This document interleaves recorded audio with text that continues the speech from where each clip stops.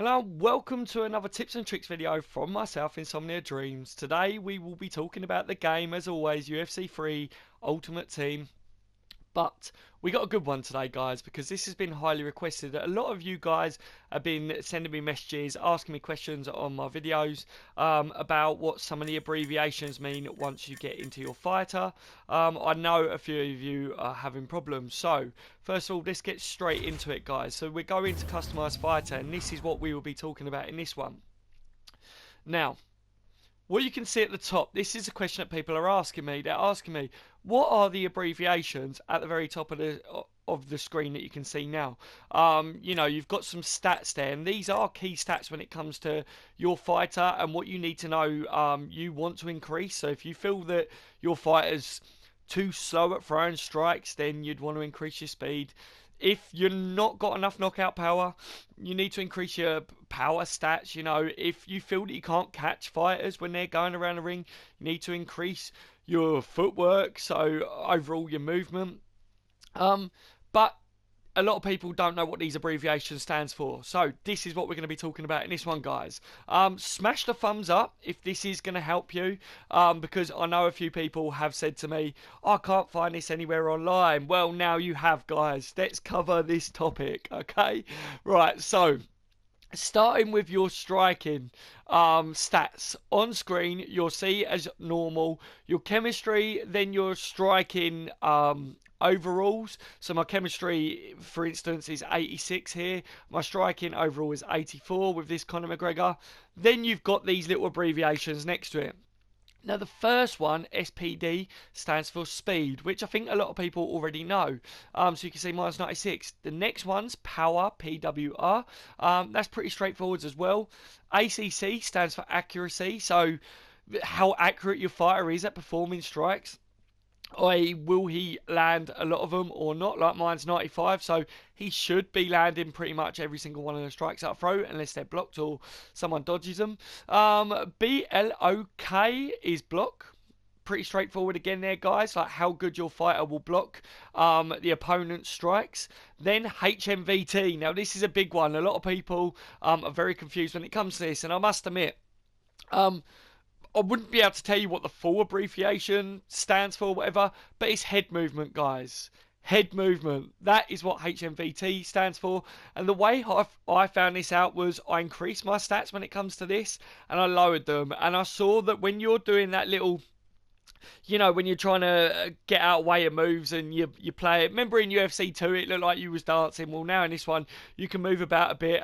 You can what's the word? Get out of the way of strikes, basically. Like to land a good one, your duck and your dodge. This is where this stat comes in, guys. So the higher your HMVT stat is, the faster and the better you will be at getting out of the way of strikes, guys. FWRK is footwork. Pretty straightforward again, but that will come down to how fast you can move around the ring. If you want to get out the way of strikes, you want to be quite defensive, keep your stamina up throughout the fight, and not get too engaged with a fight that's very aggressive. You want to get out of there, then you want high footwork. Same again, if you want to be aggressive and you don't want them to be able to get away from you, then the higher your footwork stat is, the faster your fight will be about moving around the ring. SWCH is your switch stats, guys. Now, I know that HMVT and SWCH are the two that a lot of people have been asking me about. Now, when I'm talking about this switch stat, it's how fast your fighter switches stance, basically. That's what I've noticed. So mine's 77, and my fighter feels a little bit sluggish when it comes to switching from orthodox to a different stance or vice versa. This, if you had a high stat on it, you could switch between it. So is it really that key or really important?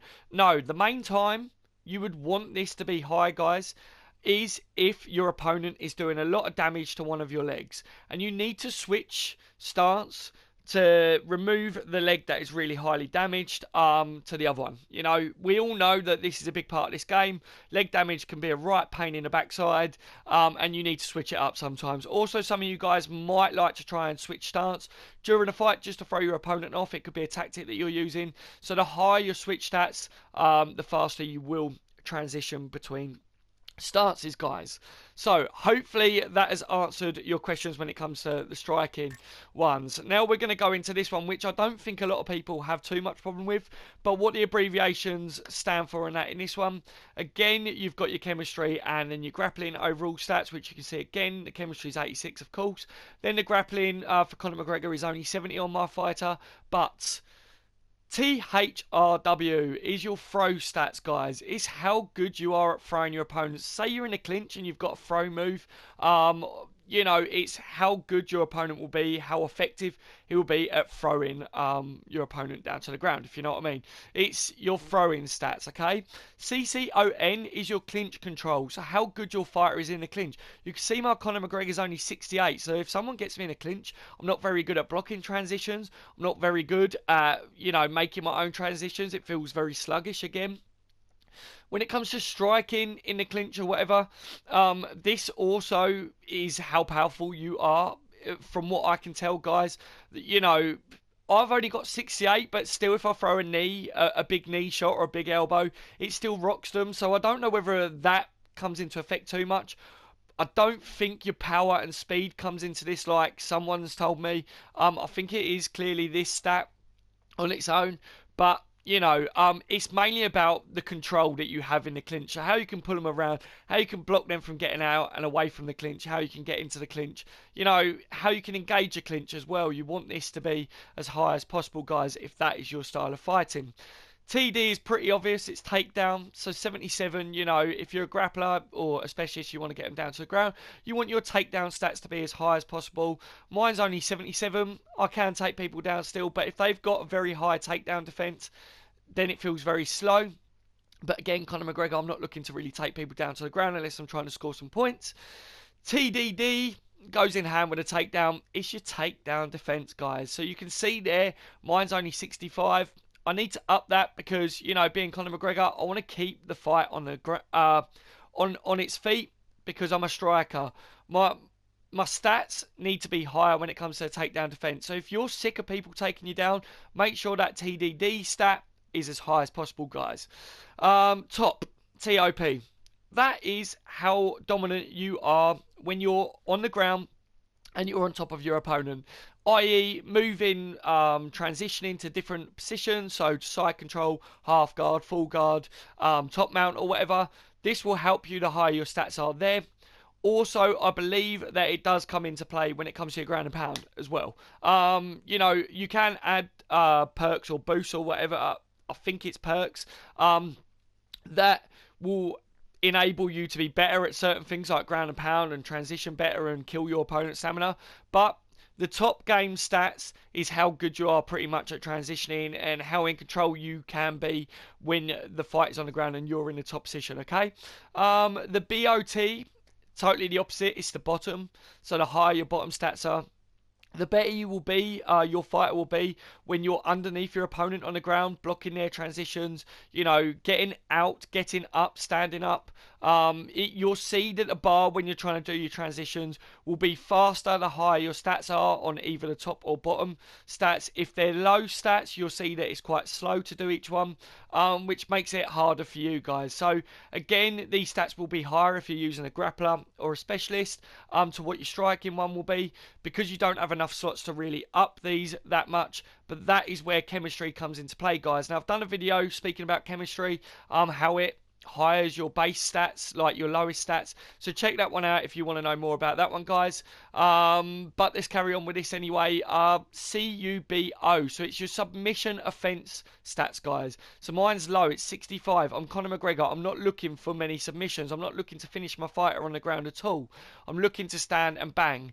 So my submission offensive stats are low at 65. The higher your stats are here, the more chance you've got of finishing a submission and to win the fight via submission. Stamina does come into this as well, guys, so bear that one in mind.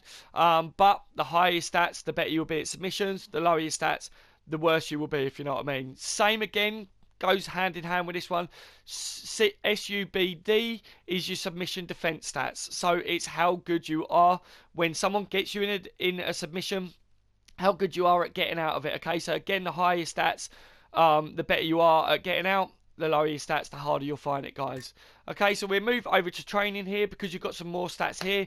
You can see, again, the stamina on this one and the health that you see in the little circles. You've got two aspects to this. You've got your stamina and then your health, right? Now, my stamina for Conor McGregor is 80 and my health is 83. Now, what you see here, I'll talk about the whole thing when I tell you why it comes under the two categories. So SSTA is your stand-up stamina. So it's how good your fighter is throwing strikes, how quick his stamina bar will go down. The higher your stats here, as always, the better your stamina is. The lower, the more you'll see that your stamina bar is being eaten away a lot, you know. Also, what can come into this is you can put some boosts on your fighter, which means that your stamina will be increased. This is how you increase your stamina stats or your health stats or whatever is via boosts. And also you've got certain cards as well which can up your stamina in between rounds, more like regen it more than what it would normally, or you've got different kind of cards, if you know what I mean, but that's for a whole different video, guys.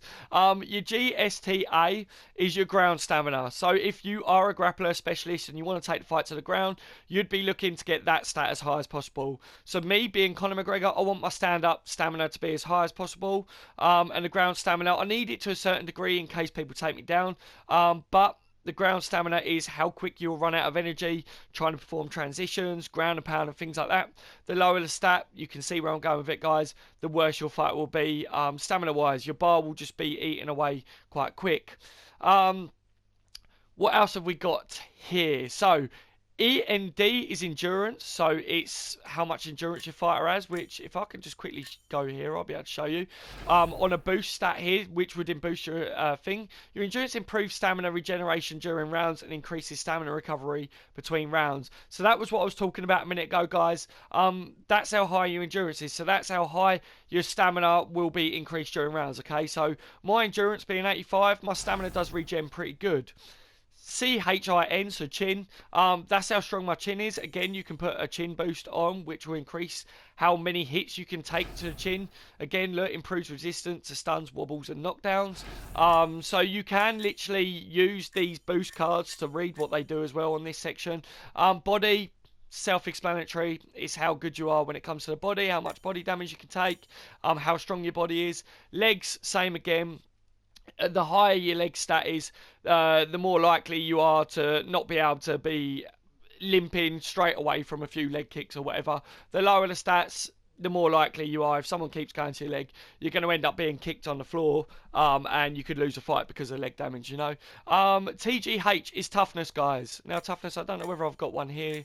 I have got one here. Your toughness improves health regeneration during rounds. So, like, your endurance improves your stamina between rounds. Toughness will improve your health during rounds. So it will give you a little bit of boost. If you took a beating in one round, the next round you will be... I can't see a massive effect, but you won't be as close to being knocked out, if you know what I mean. But my toughness is quite high, and I don't really see too much of an effect with that. But I'm guessing if it was a lot lower, it would be a lot easier for me to be knocked out. And then heart is... self-explanatory again. Have I got a heart card here that I can just show you? I haven't, so I'll quickly click into this, try and find a heart card just to show it here. Here it is, guys. Speeds recovery from stuns, wobbles, liver shots, limps and knockdowns. So there you go, guys. Heart, you could just see there, if I put that heart on, it increases my heart plus 10. You will need to put on your boost cards to improve these stats. There's no other way of doing it. And different fighters have different stats as well when it comes to this, like base stats. But my heart there will increase the speed that if someone's wobbled me or whatever, I can recover, if you know what I mean. So that has pretty much covered all the abbreviations. Hope this has helped. Like I say, smash the thumbs up if it's helped you guys. It's been highly requested from myself. I have covered it now. And hopefully I've done it as good as possible. Without trying to waffle on too much, you know. So, yeah, leave a comment if you've got any other questions, guys. I've been Insomnia Dreams. This has been another tips and tricks video. You've all been legends. I will see you in the next one.